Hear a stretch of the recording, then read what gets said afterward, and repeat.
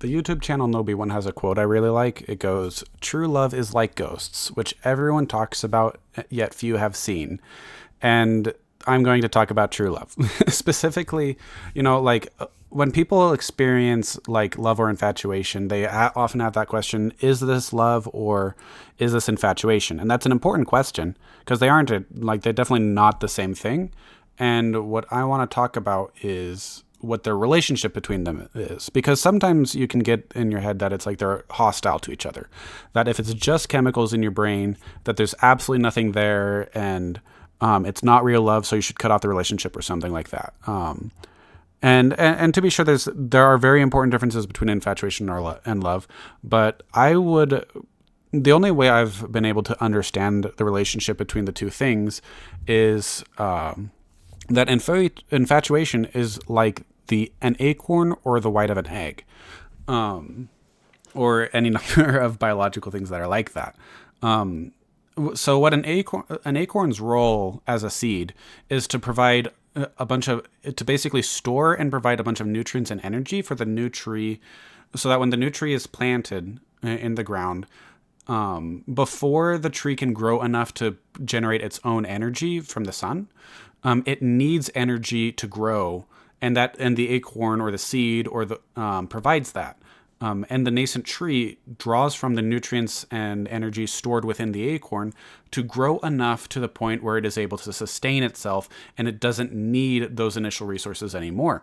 That's the same function as the white of an egg.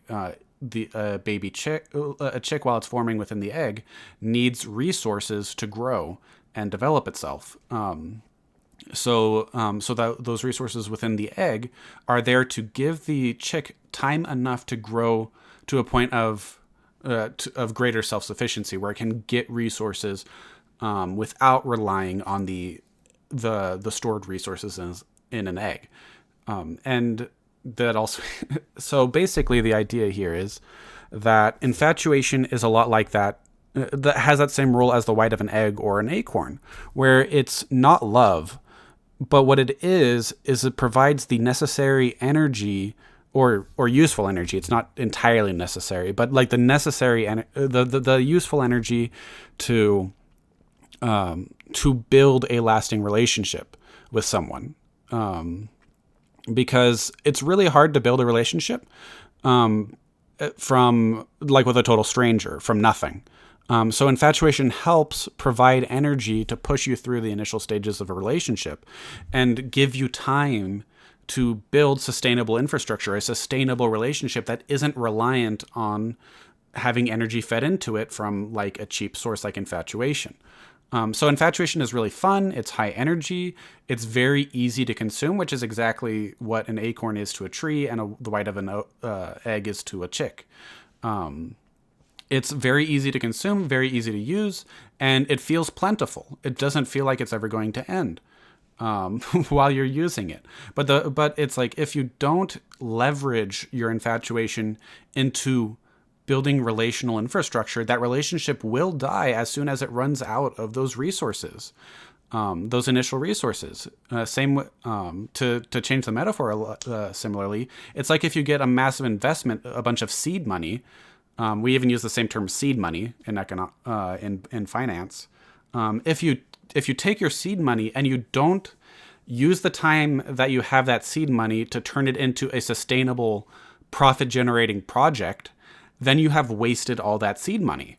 And I think that is kind of the thing about infatuation, is it's really, really easy to waste. Because it's like you're so focused on like how fun it is that you're not using that energy productively. You're not using it with an eye towards the future. Like, it's really easy to not like have an eye towards the future and use that energy, that infatuation, to build a durable relationship, a relationship that can support itself. And the thing is like, that's really desirable. It's really great to have a relationship that doesn't need infatuation to stay together, to sustain itself. Like, because that's literally necessary to have a relationship that's going to last more than, a few months or a few years. It's like, there's going to be hard times. There's going to be times where the relationship needs to be able to handle hard things. And if you want to have a stable relationship, if you want to have a relationship where like your kids can rely on you staying together, where your spouse can rely on you staying around for them, and where you can rely on your spouse staying there for you when you have a hard time, it's like you need to build some infrastructure. You need to build habits and like make choices that are going to keep you together in the good and in the bad. Because the times of plenty, times of good are also can also be things that can damage a relationship in different ways. So that's why. So that's why this is what makes sense to me in terms of what infatuation is and why it exists and how to use it, how to take advantage of it. Because I don't think it's a bad thing at all. But it's also like easy to misuse. Like you don't want to waste it. You don't want to like. You want to make the most of it while you have it, and use infatuation as a tool to build love, not like find love, not fall in love, but like to set up an infrastructure of love, to set up a relationship of genuine, true love that can last decades, or at least has or realistically, like you're not going to be at like true love at the end of like six, it's not going to be that quick that you're not going to be able to set up like a permanent relationship within a year. It's like a permanent relationship is going to take all time of consistently reaffirming that relationship and working on it and things like that. But you can use infatuation to lay a very, very good foundation. And also, of course, assess whether the person you're building that foundation with is someone you should build a foundation with, whether they're safe, whether they are trustworthy, whether they can be trusted around kids, whether they can be trusted around you and your emotions, and whether you can be trusted around their emotions. They need to do that same assessment of you. So that's really what infatuation. All those things are really hard to do, especially at the beginning. And then once like you start establishing them and things like that, it gets easier and it becomes a self-sustaining process, a largely self-sustaining process, and it's not as difficult to maintain. And you can continually like choose to love each other. But because it's so hard at the beginning, and especially when you're basically strangers or even just friends, and you don't have that, like infatuation provides the incentive and the energy to make the hard choices that you wouldn't have any incentive to do otherwise, to build a foundation and build infrastructure to make sure that a relationship lasts. And as a corollary, it's like you'll never get to a long-term relationship if you burn through your infatuation too quickly, if you rush the relationship too much, if you like that's things like early sex, early like excessive intimacy too quickly, rushing into things. It's like that stuff is generally going to be counterproductive to building a long-term relationship. And this is how I understand things. And I'll just return to the beginning of True Love is Like a Ghost. Many talk about it and few have seen it. And it's like, I don't know that like, it's like, I would never claim to know everything about love or things like that, but I think this makes sense. And I think it's a way to like enjoy infatuation and like appreciate it, and to not torment yourself asking, is it infatuation or is it love? You don't have to ask that question. The question you have to ask is, okay, I'm infatuated. What can I use this for? Like, is this a relationship worth investing in? And if it is, like, what can I do to convert my infatuation into love? And I think that's really the questions we need to be asking. Sorry, it took me so long to get to that point. but yeah, it's like, I do think it is really important to view romantic relationships in a sense like that.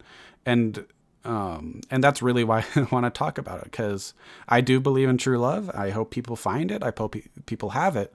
And but I also don't think infatuation is true love. And there is a difference between them, but I don't think I don't know. This is just a different way to think about it than than I've ever heard growing up, or how I hear anyone else talk about it. So in short, good luck with your good luck with your relationships, and may you have a productive infatuation, I guess. May it treat you well, and may y'all have bright futures with long, enduring relationships, because and really just keep in mind, it's like the love that you can feel having a family after, 40, 60 years, where it's like, it's a love that has weathered many storms, and a love that is expanded by the love of children. How your kids have like chosen to love you and teach you love, how you've chosen to love your spouse, and how your spouse has chosen to love you over the course of 40, 60 years, or even longer. It's like that is a much, much deeper and truer love than infatuation and anything you can experience over a short term. There are many beautiful things that can only be achieved over the long term. So I hope that we can all be blessed with long term, deep success. And with that, take care, stay safe, and I hope you'll have a lovely day. Au revoir.